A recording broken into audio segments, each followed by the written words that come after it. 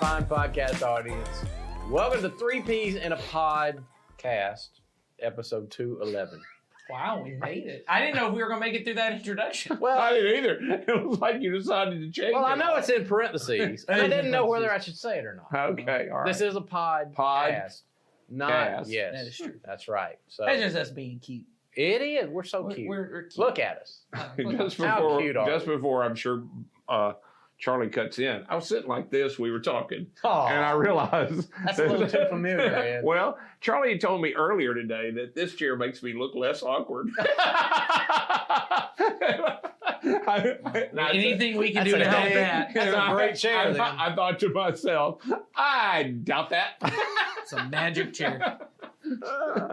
Oh boy. Okay. So last week I said to the audience that we were going to go off script just a tad, and we're going to make up our own question. What we're actually going to do, we're going to create a new segment. Oh. What's It's- wrong? The segment is, what is wrong with that?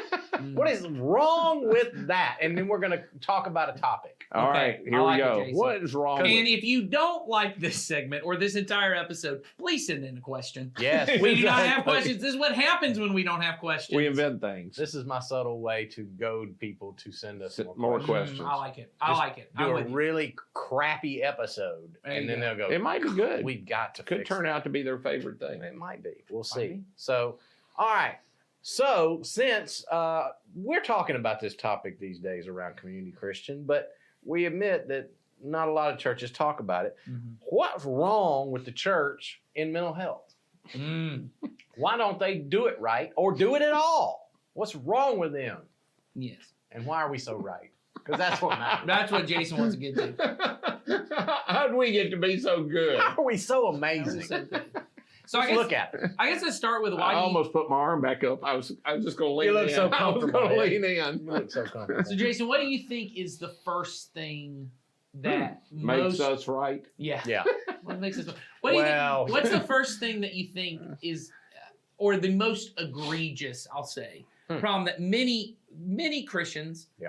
often take when it comes to mental health? Is it the fact that we often just don't talk about it enough, or is there Yeah. something else even before that? Well, they either, I think, one of two things, and you can just argue over which is worse. They either ignore it like it don't exist, or they discount it like, well, that might be the same thing. But you know what I'm saying? They just ignore it and don't want to talk about it at all. Or when it does sort of come into play and people are struggling with their mental health, we over spiritualize. That's what I was going to say. I think there's a lot Those are of the two things I was I thinking. think there's over spiritualization around mental health. Yeah. So let's talk about that. Why do you think it is that Christians want to over spiritualize it, or churches in general want to over spiritualize mental health problems? In particular, I guess what we're talking about, maybe to make clear for people when we're talking about mental health problems.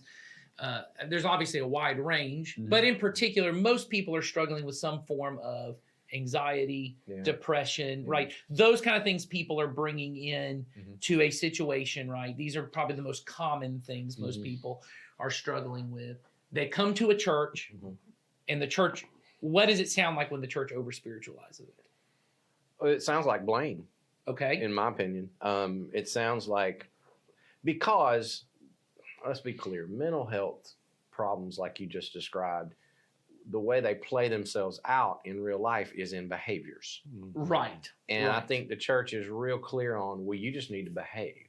And so Right. if, like for instance, if you're depressed and you're struggling to get out of bed in the morning, you just need to get out of bed in the morning. That's right. And they don't realize that there could most likely going to be things behind that. And even, especially when you understand trauma, Right. and you're a trauma-informed person, you understand that a lot of what you see in the behavior of people is not necessarily just laziness or just I just don't want to. Right.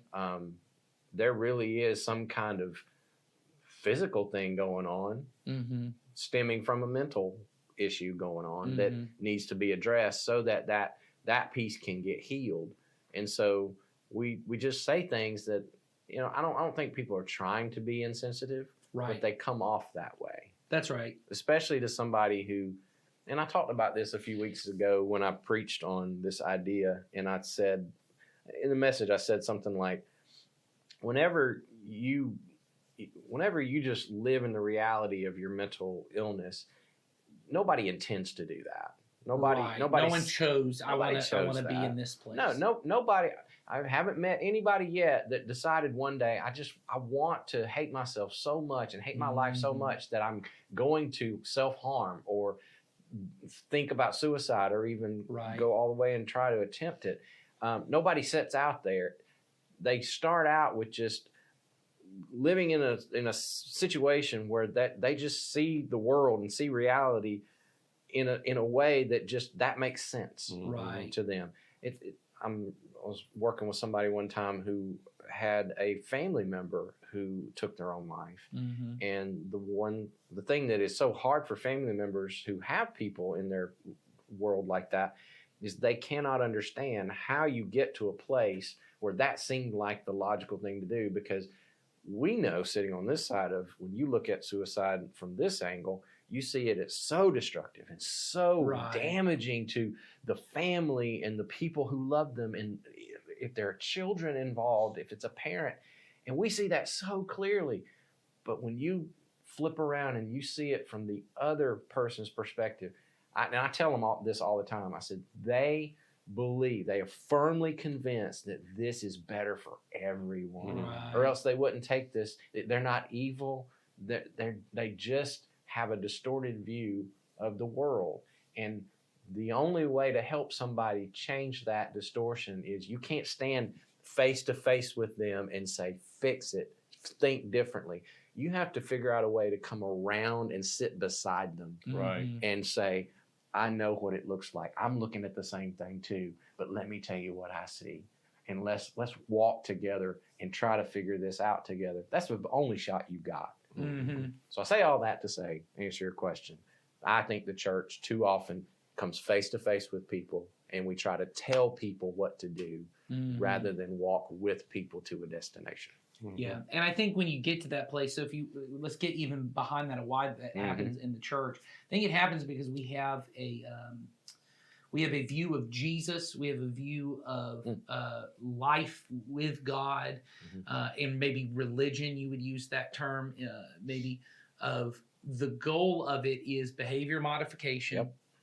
And the goal is, and really behavior modification to a point. And what I mean is, get me good enough to get into heaven. Even Christians who believe they are saved by grace, right? There is a level of, well, that'll get fixed in eternity. So I just need to make sure I stay enough within the bounds. So when you take your thing, and I've heard people do this before, Jesus says, do not worry. So if you're struggling with anxiety, this is a sin issue. You need to just, you just need to Stop talk to worrying. God about that, confess your sin, and you'll move on. And it's not even to say that it's not. There are behaviors that come about because of people's mental health struggles, that the behavior that comes out of it, the consequence coming out, is a sinful thing. Yeah. But as you're saying, you got to back up behind that. And I think what Jesus came to do, and if we can look at, Jesus came, you might use the word holistic, right? Or for the whole person, right? That we are multiple dimensional beings. We are both spirit, which is what most people think religion is about. That's your spiritual life, right? The kind of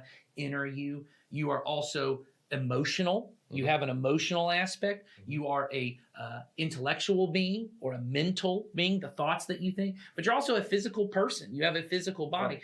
Jesus came to save all of those things. When Jesus saw a person who was couldn't walk, a crippled person, he didn't walk up and say, hey, look, that'll get taken care of in eternity. Yeah. He goes, I'm going to come up. I'll heal you. But there's this other thing you need too. Your sins are forgiven, right? He's doing both aspects because he cares about the entire person. On the sermon you preached on mental health, right? There was a demon possession. So there's a spiritual aspect, but it's causing both emotional and physical and social. Yep. All of those are dimensions of it. Jesus goes, I want to heal all of those things. And if we can get ourselves a view of Jesus and a view of what life with God is that goes beyond heaven one day, right? And it goes to God is interested in my entire being. Well, it becomes easier to now go, well, let's figure out what does it look like to have the thoughts Jesus would have, right? And that goes to the point you were talking about of I have this reality that's been warped because of the small little thoughts I think that become bigger thoughts that I think. Yeah. If I could begin thinking Jesus-like thoughts about myself and about my life, that changes. Yeah. But that takes practice. It takes habituation or habit forming. And it's more than just the thoughts too. It's the experiences that Sure. you have lived underneath for your whole life. I mean, Mhm. I've already mentioned trauma, but when you have grown up in a home where there was, you know, a message that was given to you about your worth or what was worthy about you, and it's distorted from what the picture of it distorts the image of God within you, and that's all you know, That's right. then you're only living out the reality that you were handed.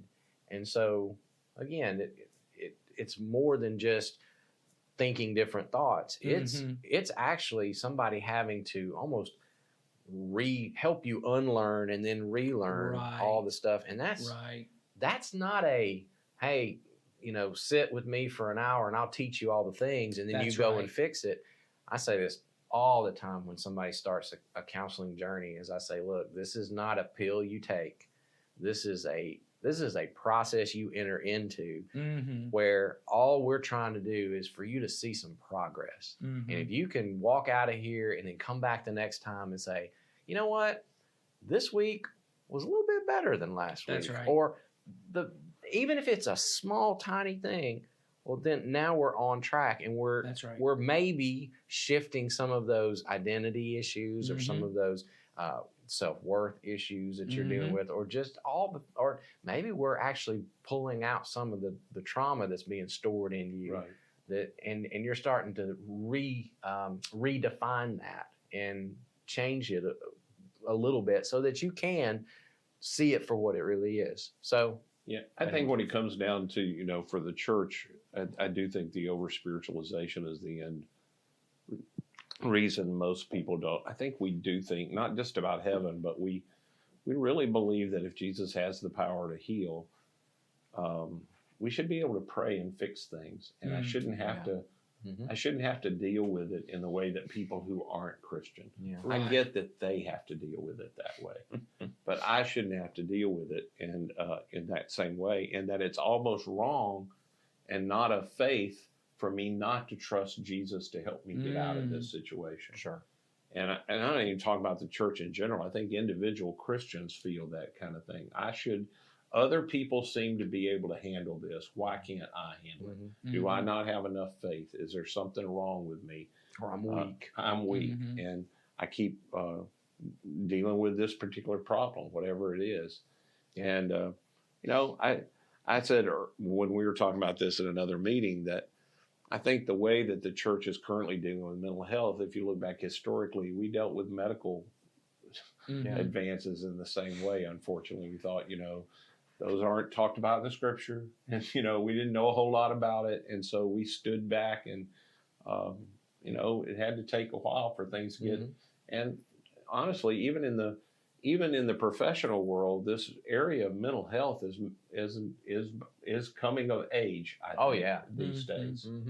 I use that image with clients all the time of that. Here's another topic, but it's similar to what you're talking about.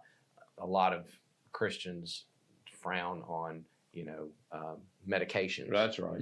That you take for mental health, and they think that's a sign of weakness, or you shouldn't have to have those kinds of things. And I'll be the first to tell you, I'm not a fan of just, you know, throwing medicine at people either. Sure. But, and this is what I tell people all the time, as I say, if you had a broken leg, and you would say it would be malpractice for me to tell you to stand up and walk on that leg. Right.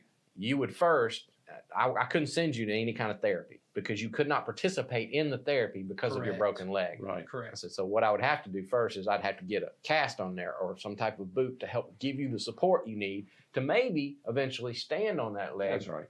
Participate in the therapy, gain strength so that it would heal, then you take it off. I see medication is the same way, is in order for you to participate in the therapy, for some people, not all, but for some people, they get to a point, and we start with the therapy and we see how it goes. And if we just can't get any ground, then we might say, well, maybe we need to get some support. Mhm. And we step in and get some support. And then maybe the therapy can actually start working. Right. Right. I think in the church world, we've, like you said, we think, well, a prayer ought to take care of it. Right. Or, your faith ought to just get strong enough to take care of it. Right. And that's just an unrealistic expectation for some people because of what they've been through. Yeah. Well, and I think it's unrealistic in the way that the human person grows and develops and learns. I think the same problem comes to the way that we deal with sin in people's life. I think people have habitual sins in their life, right? Whether it be something Mhm. sexual, losing my temper all the time, and it's not particularly a mental health issue. It's just I'm dealing with sin in my life, and the answer we have is stop it. Right. Just stop it. Or this is what we call accountability. We call accountability. You go to a person, tell them every time you do the bad thing, and the shame of telling another person is going to fix it for you. But what ultimately works in it, and a psychologist, Henry Cloud, I noticed I think we have the book that he's doing as one of our right now media. My small group is doing it right now. Yeah, so that whole thing, I heard him speak on this maybe 6-7 years ago when he defined accountability. He tells the parable Jesus tells of the fig tree, where the guy comes, he's planted this fig tree, it's not producing fruit, and the guy who owns the tree said, well, let's just tear it up and throw it away. And one of the farmers comes in and goes, hey, how about we go and we dig around give me a year to dig around the soil, plant some new nutrients in the soil, and then we'll see if it goes. And he goes, that's a better image of what accountability is, which is I dig deep into a person's life and go, what is it that's actually causing you to struggle with lust the way you are, Mhm. right? What is the thing? And we see this in 12-step groups, right? Mhm. At some point, you have to take a fearless moral inventory where you really get to what are the things I've done and what's underneath that, right? And then you got to put new soil in. You got to put new thought patterns, new habits in.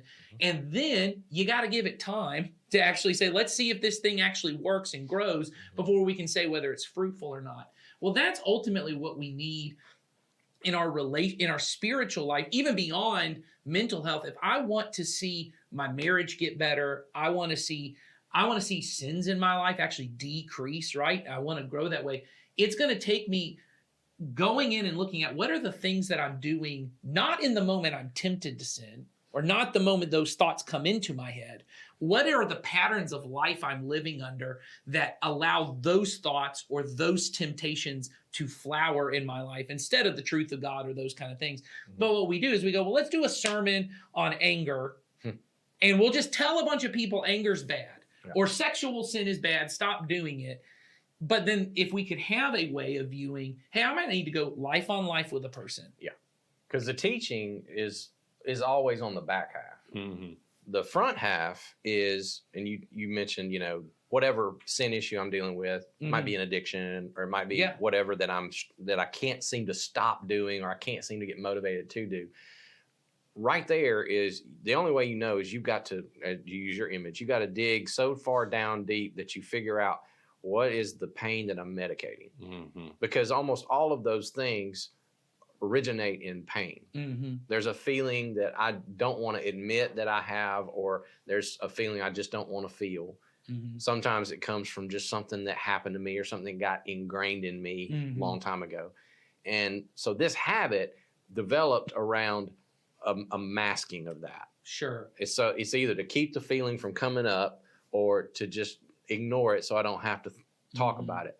Well, you got to take the mask away, that whatever that is medicating it, Mm-hmm. so that you get down underneath the soil and you bring it out and you put it on the table and you go, this is what we're dealing with. Right. And when a person finally sees this and even feel it, because they've been so afraid to feel it, and then you walk with them through that feeling, and then you help them understand that it won't kill you. Mm-hmm. You can do this. Now it's what I said a few weeks ago. It's out in the light. It starts to lose its power. Now I gain a little bit of confidence over, okay, I can actually go through this negative feeling that I've been Mhm. running from or masking, and I have what I need to actually go through it. And then the more you do that, and you do it in tiny little increments, Right. you gain confidence, you gain power, and now you're getting some victory over it. That's right. That's and then right. you start doing different, and that's when the teaching comes in. It goes, now here's what you do Right. in your life. But until you get this stuff uncovered, Mhm. the teaching, like you said, throw a sermon series at it. Right. It's not going to work very well. That's right. And there's a blessing too, and this is really what we try to do as a church is I have to teach the truth. You know, we've done that Yeah. triangle. We've shown people of how spiritual life works. There's teaching, that's part of it. Then there's community. I got to get some people around me, right, to help me Yep. do this. And then the practice part, but the practice part is not just, okay, now I've heard the truth, I'm going to go do it. In our discipleship program, we're actually changing a couple of the practices this year. Steve Clark, who leads that, and I work on that together. And one of the things we do is we identify there are these things I'm giving away. We call them curses that I give away to the people in my life. And it's usually patterns of sin or some kind of harmful behavior, right, that I give away. And normally what we've done is we just identified it and said, okay, so here's the plan I'm going to follow. We agreed this year we actually needed 2 extra weeks. Normally we do month-long practices. We said we need 2 extra weeks to help people come up with plans that'll work.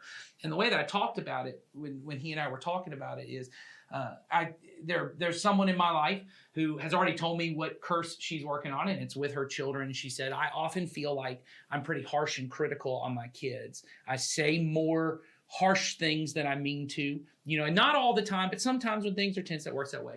So she said, that's what I'm going to stop is I'm going to stop doing that. And so I said, well, how are you going to do that? And she said, well, I'm just going to, you know, I'm going to pray better prayers in the morning and get those kind of things. And I said, okay, here are the questions you need to ask. I said, you need to ask, when does this happen the most? Yep.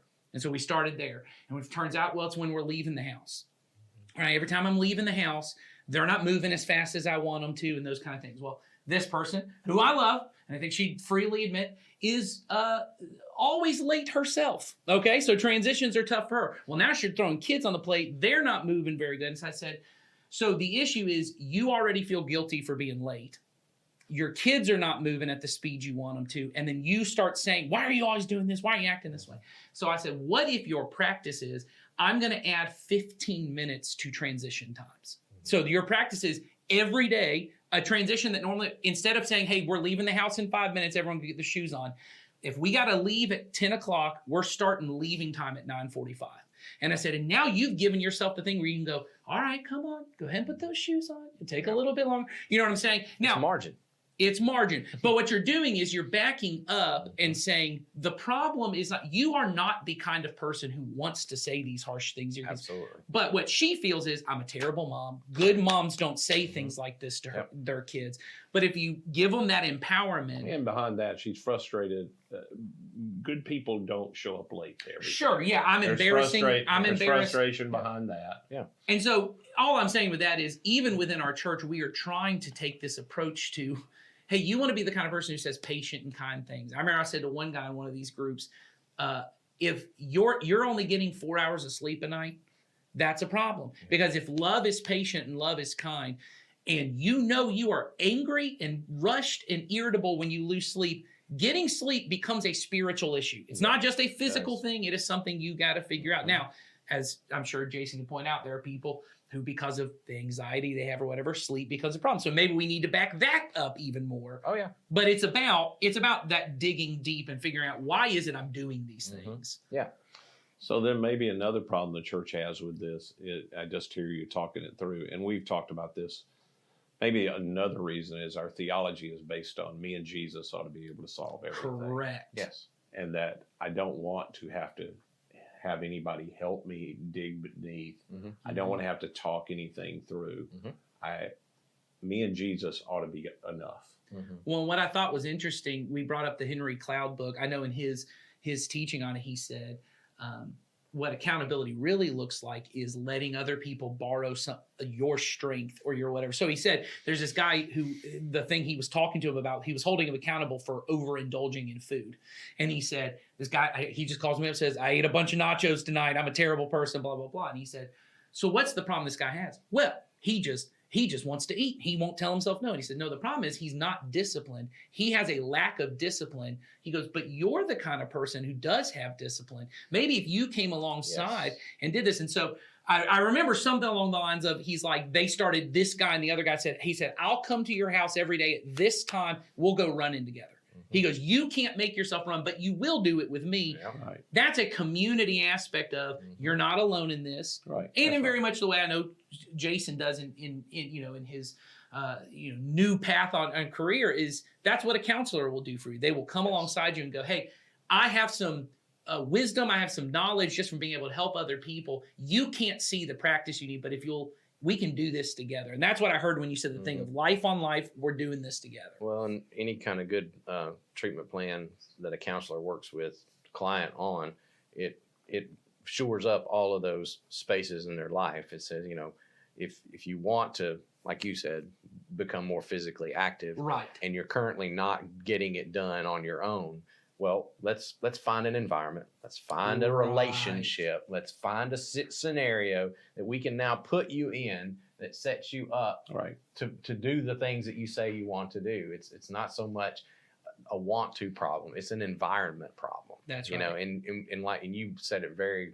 good, I thought, Nathan. You dive into, if you want to end a behavior, you start asking questions about the behavior. When does it happen? When am I most Who am I susceptible? around? Who's around me? What's going on? What do I feel? What do I feel in the moment? What time of day is it? And you Yes. get all those things laid out on the table, and you start to realize, oh, it's that is not the thing. It's all these other things that are feeding into it. And it's often thoughts I'm having about things in Yeah. that time that I don't even realize I'm thinking in the Mhm. moment. Exactly. Expectations I had, something that, Yeah. Or past Yeah, experiences. well, that's what I mean, past experiences. Yeah, there's been a experience. That's one of the things I think I didn't realize until I was going through foster training and then having been a foster parent and adoptive parent. How much of it is not even they're not even thought patterns people have. Trauma gets stored up in your body. That's right. They That's become right. embodied reactions you have. You don't even know you're dealing with it. And my wife and I had just recently heard from our children's counselor when we were talking. They were explaining to us that there's now this, there's probably an actual term for it, but I call it secondary PTSD. But it's like a transfer that when you are in an environment where you're helping people who have a lot of trauma and their reactions, some of it gets a little bit into you. And I'd never really experienced it until there have been some things in our family life and our history. When the weather changes a certain way, I feel in my body, I'm more tense right now. And it took me a while to realize, oh, that's because this is the time of year that thing was going on. This is the time of year this thing happened. There was no thought that led me to think that. My body started to feel, oh, it's fall. This is the time you need to protect yourself. Your amygdala stores that Right. because it's trying to keep you safe, and it knows that when that happened last time, I was not safe, and I have to protect myself. It's all baked in.